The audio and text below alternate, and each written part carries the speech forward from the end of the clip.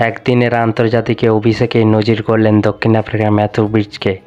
ত্রিদেশীয় সিরিজে নিউজিল্যান্ডের বিরুদ্ধে ওপেন করতে নেমে 150 রানের ইনিংস খেললেন 26 বছরের ব্যাটার। 11টি 4 ও 5টি 6-এর সাহায্যে তার 148 বলের ইনিংস তৈরি হলো নতুন নজির। সব ঠিক থাকলে আগামী আইপিএলে ব্রিজকে দেখা যাবে ঋষভ প্যান্টের লখনৌ সুপার জায়ান্টসের জার্সি গায়ে। দক্ষিণ আফ্রিকার হয়ে একটি টেস্ট ও 10টি টি-20 ম্যাচ খেলেছেন ব্রিজকে।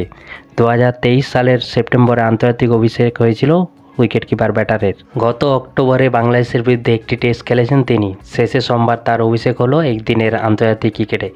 গড়ে ফেললেন বিশ্ব রেকর্ড। অভিষেক ম্যাচে সর্বোচ্চ রানের ইনিংস খেললেন তিনি।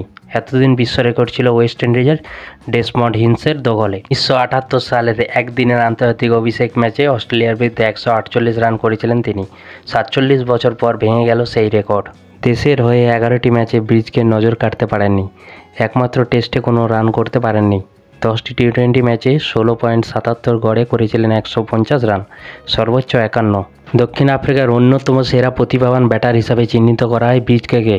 দক্ষিণ আফ্রিকা টি-20 লিগে ডারবান সুপার জায়ান্টসের হয়ে খেলেন ব্রিজকে। সেই প্রতিযোগিতার সাফল্যের সুবাদে সুযোগ পেয়েছেন আইপিএলে। গত নিলামে তাকে 75 লাখ টাকায় কিনেছে সঞ্জীব গোয়েঙ্কার দল। তার এই দুর্দান্ত 17 রান খুশির খবর এনে দিল লখনৌ সুপার জায়ান্টস শিবিরে।